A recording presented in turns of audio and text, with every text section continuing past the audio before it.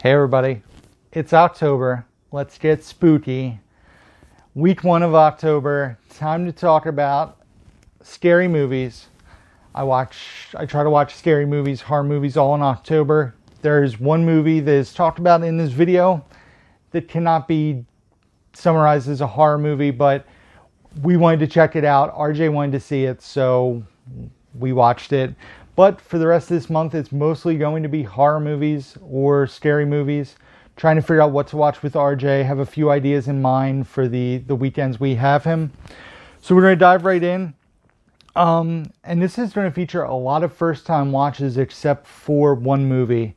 Everything else is a first-time watch for me. A lot of it was first-time watches for Bridget as well. So the first movie we watched was Blade, the original Blade. Spoiler alert, we're going to talk about Blade 2 and Blade Trinity as well. So this is all 3 movies in here. We got Blade, Blade 2, and then Blade Trinity in here as well. So, Blade, the film from a year. I should have wrote this down. Blade came out in 98, I believe, starring Wesley Snipes. It was a lot of fun. I really enjoyed Blade. The opening scene in Blade, spoiler alert for my thoughts on the other 2 movies, is my favorite scene in all 3 films. The bloodbath rave party. That scene was the highlight of all 3 movies. I loved it so much. I think it sets up the mood of the film perfectly. The humor, the violence, the gore, the grit. Wesley Snipes is great as Blade in the movie, and it was just a fun time. I really enjoyed watching Blade. I gave it a 4 out of 5. I really liked it. The next thing we checked out is the movie that is not horror related. It is not physically here. It is a movie we saw the trailer for about a month ago. Today's October 10th, by the way, when I'm recording this. So a month or so ago, we saw the trailer for Enola Holmes, which stars Henry Cavill, but mainly it stars Millie Bobby Brown, 11 from Stranger Things, playing Enola Holmes, who is Sherlock Holmes' little sister. So we watched it, and she is fantastic in this movie as Enola Holmes. It sets up to be a fun franchise. She's the baby sister of Mycroft and Sherlock Holmes. Super close with her mother, who disappears, and then it becomes a mystery, like where did the mom go? But it also turns into like a romantic story with Enola and somebody. There's humor, there's action. It was just a fun movie, especially after watching the Sherlock Holmes films last month. September? Yeah, last month. So I really enjoyed it. It was a really fun time. Definitely think it'll spawn a sequel, potential franchise for Netflix. I'd love to see more in the universe. Personally, I enjoyed the first Sherlock Holmes a little more than this, but I enjoyed this quite more than A Game of Shadows. I give it a 3 out of 5. It is a very fun watch. It is pretty family friendly. There's a little bit of gore in it, kind of, but for the most part, family friendly. I wouldn't show like a real little kid, but RJ's 10, and I think he enjoyed it quite a bit as well. So I just said 3 out of 5. Enola Holmes was a fun watch. Next up, Lionsgate sent this over to me to review. Wanted to show it to RJ, although he had seen it before, because I wanted to revisit it as it's been over 25 years. And that is Little Monsters, the Vestron Video series. And this was a childhood favorite of mine. I was obsessed with Fred Savage in my younger years. Princess Bride, vice versa, The Wizard, Wonder Years, all in a 3-year span. So Fred Savage was probably my favorite movie star between the ages of like 3 and 8. I was obsessed with The Wizard and this movie, and vice versa. I watched all the time. And Wonder Years, I was allowed to watch Wonder Years when I had my babysitter over because my parents went bowling that night. I was allowed to watch Wonder Years because that was on before Doogie Howser. Sometimes I'd get to stay up and watch a little bit of Doogie Howser, but I was also like 5 years old at this time, like 4 or 5. So I felt like those shows were way too over my head, but I loved Fred Savage. I was obsessed with Fred Savage. So it was fun revisiting this, not so much for Fred Savage, but as a grown-up, Since seeing this movie last, I became obsessed with a little show called Boy Meets World, which Fred Savage's real-life little brother, Ben, starred as Corey Matthews, and he is in this movie as Fred Savage's little brother as well. So it was fun. Laughed out loud a few times in this movie. It held up pretty well since childhood. I really enjoy it. It's a 3 out of 5 movie for me. Definitely one we'll keep and watch in the future. So, Little Monsters, definitely recommend checking it out. The bonus features on the disc are insane, and it is a fantastic price point. It's like $13 at Amazon and Walmart. My nose is so itchy. Every time, man. Every time I'm itching my nose, rubbing my eyes. You guys think I have something going on and I touch my face. Man, this is my 6th video. I'm losing my mind. I've been recording for about 2 hours. We're going to get through this. The next 2 movies we watched were, you guys saw this before, huh? Blade 2, Blade Trinity. So, I was so excited to watch Blade 2. We watched Blade on a Thursday and then at RJ for the weekend. That's the reason we watched Enola Holmes and Little Monsters. But as soon as RJ went home on Sunday night, we watched Blade 2. I was excited. It's directed by Guillermo del Toro. It starts off with a pretty cool sequence. Not as cool as the Bloodbath Dance Party. But the second one didn't do it as much for me. I still enjoy it. I still think it was a fun watch. Norman Reedus is in the second movie, and I don't really care for his character's arc. I think it's kind of cheap, in my opinion, and it was kind of a letdown, in my opinion, his character. So I gave it a 3 out of 5. Didn't love that as much as the first one. And then my least favorite of the 3, Blade Trinity, which I was the most excited about.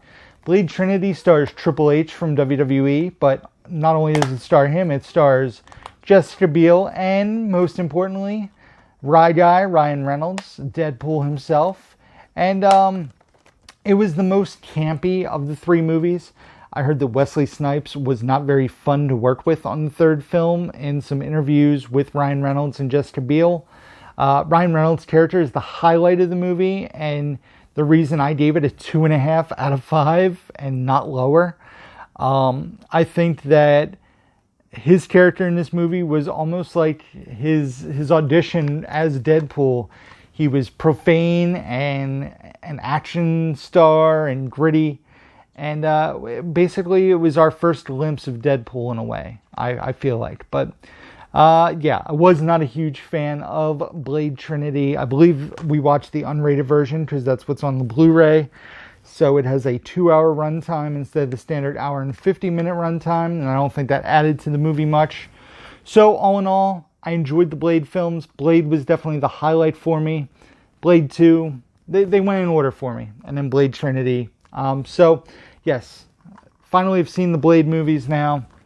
Next up, we watched a movie I've been excited about for a decade. It has been on my watch list for probably 10 years.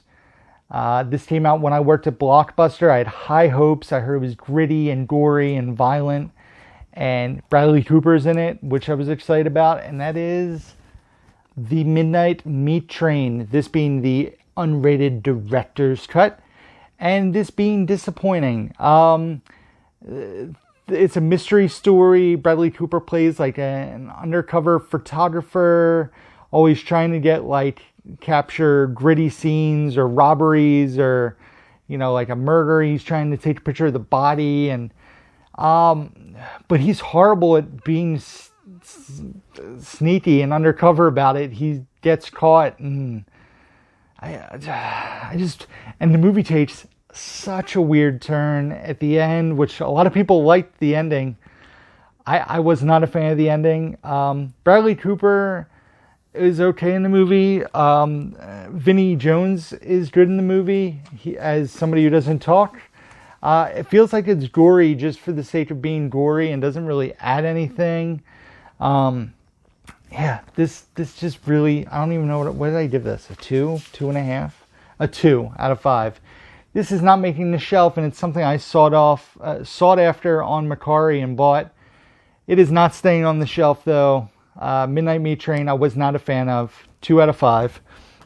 Last but not least, a movie I'd never seen. I'd heard amazing things about.